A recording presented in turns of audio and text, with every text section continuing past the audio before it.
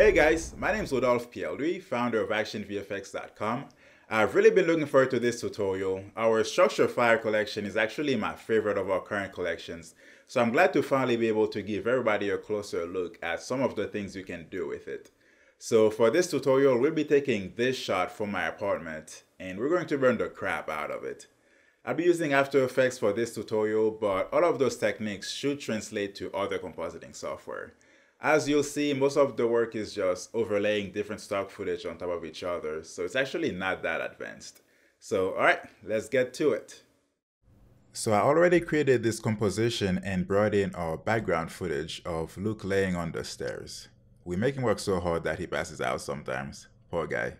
You can download this shot on our website, the link is in the description. As you can see, the footage is pretty flat since it was shot in log, which is why I have this grade layer here.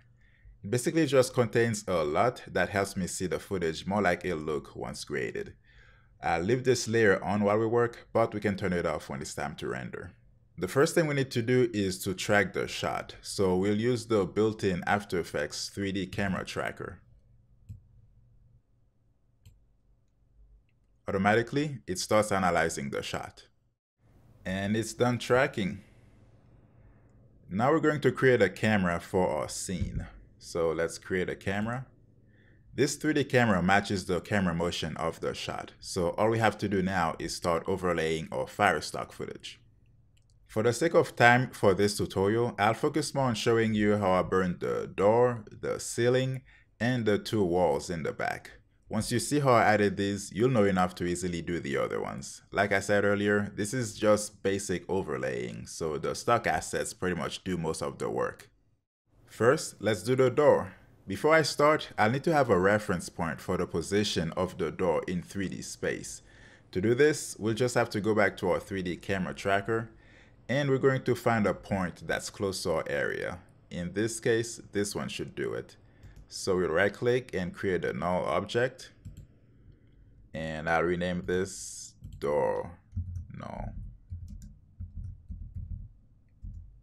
We'll first use one of our wall corner assets. It should be this one. We basically created these to show fire wrapping around different objects. So we'll be using it in this case to wrap the fire around the door frame. If you have these files already downloaded, it's called Wall Corner Fire 0155. So let's drag this in. I found that I like the look of these fires when they're slowed down a little bit. So let's go to our time settings. And we'll change this from 100 to 130. Since these fires were shot at 60 frames per second, it won't be choppy at all.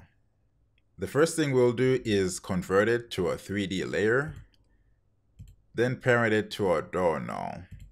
Then we'll change the positions to 0 so that the fire can be placed exactly where the null is in 3D space.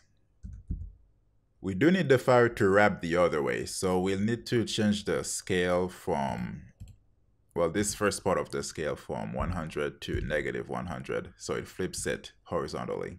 It's still a bit too small, so let's make it a little bit bigger. 158 did it for my shot. Now let's align the edge of the door frame with the edge of the fire. Let's go ahead and zoom in.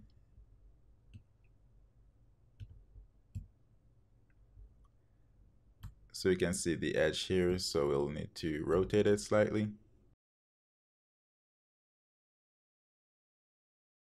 Now let's mask the bottom of it so it can actually look like it's behind the stairs. You don't always have to do this next part since the fires are already pre-keyed, but I do like to change the blend mode to screen when working with fire effects. I just prefer the look it gives. So this is what we have so far.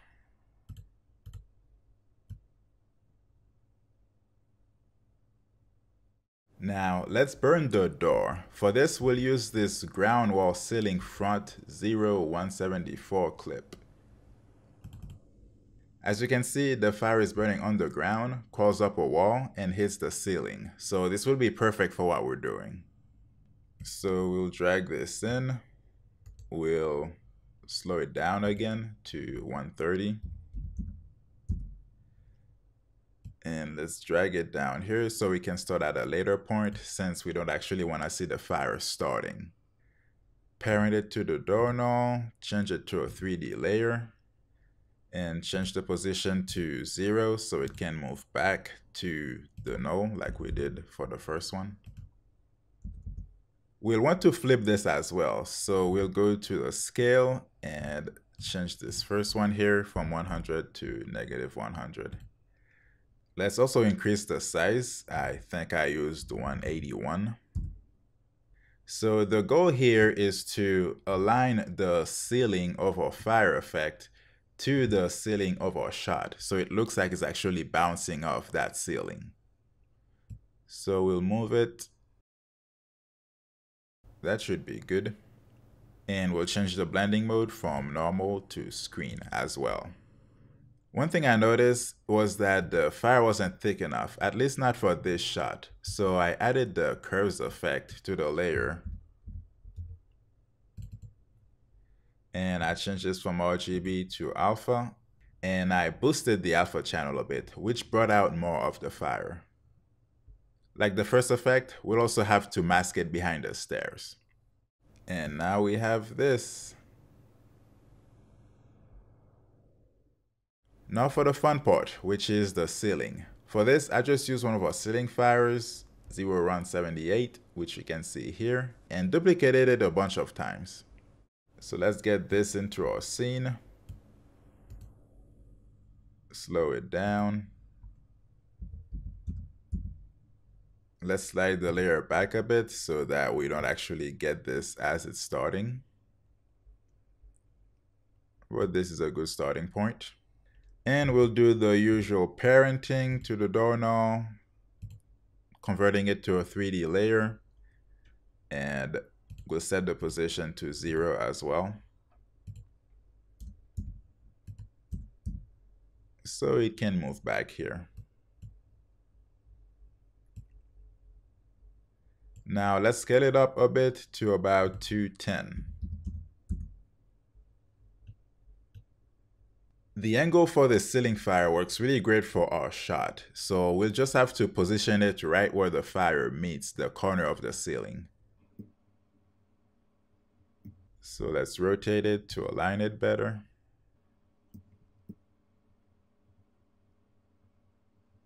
And we'll set the blend mode to screen. The edge of the fire doesn't really work well for this shot though, so we'll just have to mask it out.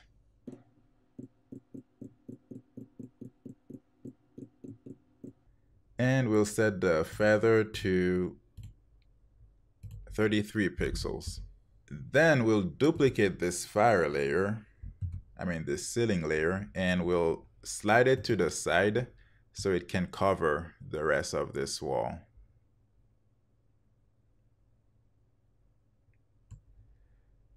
Let's change the timing a little bit so it's not the exact, reflection of this one. Last thing will be just to mask, this, ceiling fire layer behind this wall. We'll duplicate it again, but this time we'll put it above the others so it can spread through the ceiling more. We'll actually delete this mask. And we'll just bring it a little bit higher. But right there is good. And we'll just create a completely new mask.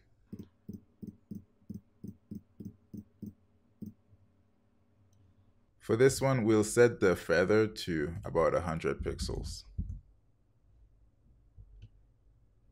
We'll duplicate it again, and this time we're going to position it behind the door. As you can see, the door is slightly open, so we want to show the ceiling burning behind it. So let's make it happen. Let's temporarily hide the other layers so we can see better. And we'll need to remove this mask too. Rotate this a little bit and create a mask.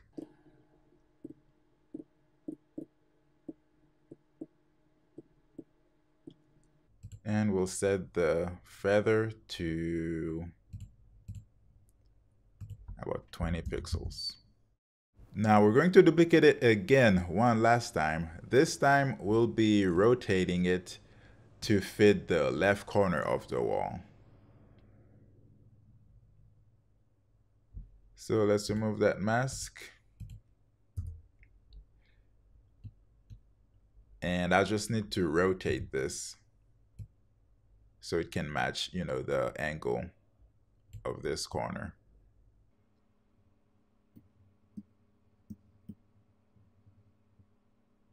And let's create a new mask so we can hide the edges.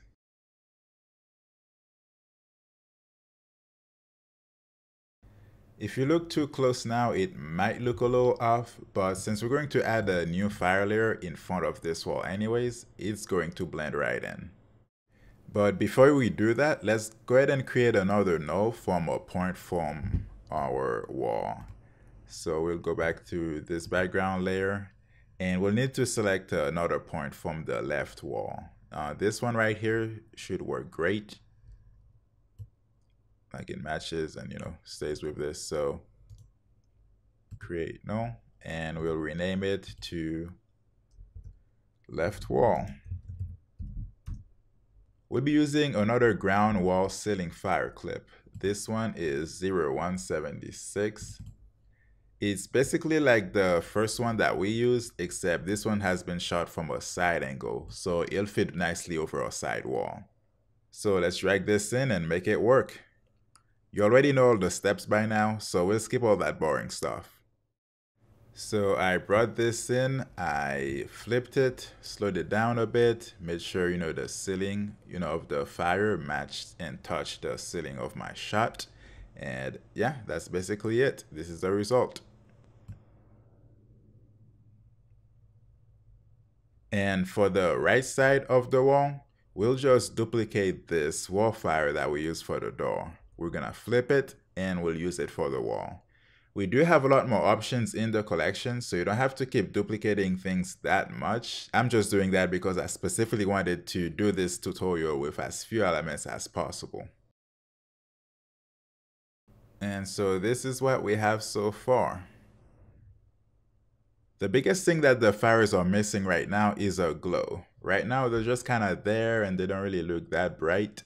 So let's fix that by adding a glow effect to them. To start, I'll just add it to one of the clips and then we'll copy it to the other ones. So we have our glow on this wall fire here. We'll go ahead and change the glow operation from add to screen.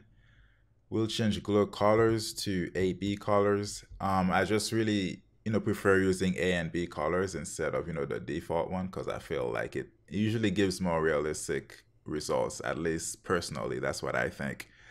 And we'll change the color looping to sawtooth, A greater than B. And we'll change the color to, I'll say it's about an orange, and just make it really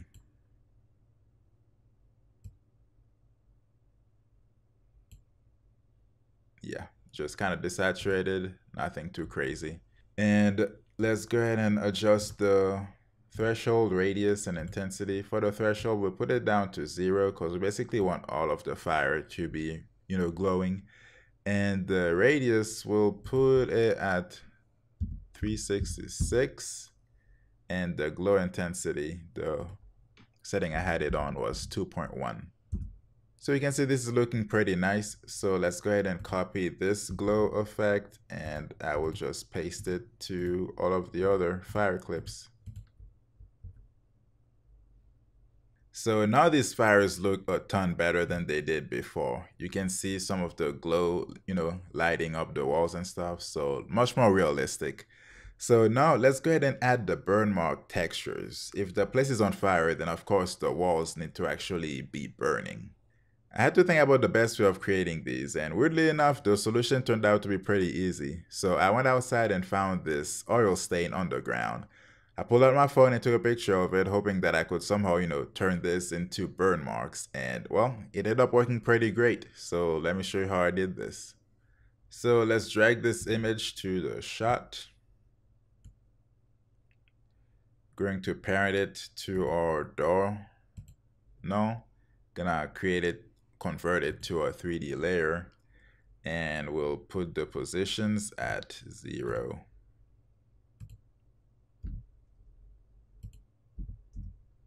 Let's scale it up a bit. About 205 were pretty good. And let's move it around. And so far, it doesn't really look like much at all. But once I change the blending mode from normal to multiply, if I could find it, you can see that it darkens a lot and automatically it starts looking more like what we're going for. So let's mask the areas, like only the areas that we actually wanted. So where the fire is, we'll start about right here.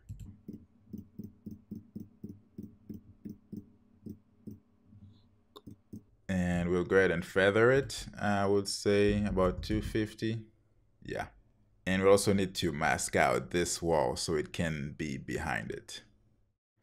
So this is what it looks like now. If you knew that the burn marks were just oiled up concrete, then maybe you'd be able to tell, but if not, it just looks like walls are burning. The last thing I'll go over in this tutorial is adding a flare in the scene. After all, if there's that much fire in the shot, there's bound to be a bigger glow in the room. Now, there are many ways to add the flare, but for this, we'll be doing a much more basic version. Let's create a new solid. And I've already had the color selected. It's basically like a very light pale orange. And we'll drag it under our grade layer. Then we use the ellipse tool to create a circle mask. We'll change the blending mode from normal to screen. And we'll do the usual, like parent it to the door knob, convert it to a 3D layer. Change the positions to 0.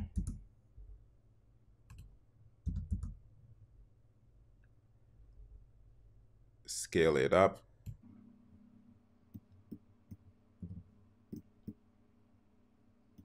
And we'll position it right over the flames.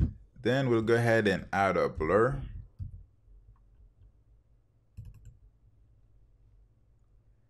And we'll blur it a ton. I think I was about 700 when I did it. Now we just need to mess around with the opacity of this layer. Yeah, about 52. About 52 should do it. So this is, how it was before. And that's how it is after. So you can see it just looks a lot better having that glow here. To better match the color temperature of the room to the fire, we'll select our background plate and we'll go ahead and add a curves effect to it. I'll change this to the blue channel, lower it a little bit, and then lower the green channel a bit. So that pretty much just warms up the scene really nicely. I didn't do this next step earlier because it would have slowed things down a bit. So now that we're done with this tutorial, let's add it. Basically, since all of these fire effects were shot at a high shutter speed, it's good to add a force motion blur effect on there to give it the appearance of a more normal shutter speed. So let's go ahead and select this. And we can select all our fire layers. And we can just add it. So as you can see, you can kind of see, the motion blur going on here. It just gives like a more, realistic look, especially if, you filmed up your footage at regular shutter speeds. And there you go. Obviously, there are a lot of little things you can still add to improve the shot, like adding a flicker, smoke, embers. But for this tutorial, my main goal was to show you how you can add the fires to your shot and make them fit in. Hope you guys enjoyed this tutorial. I'd really like to hear your thoughts on it, so go ahead and leave a comment below. If you have any suggestions for other tutorials, be sure to let us know that as well. Our goal at Action VFX is to create the best stock assets for realistic visual effects. So check us out at actionvfx.com to see all our collections. Thank you.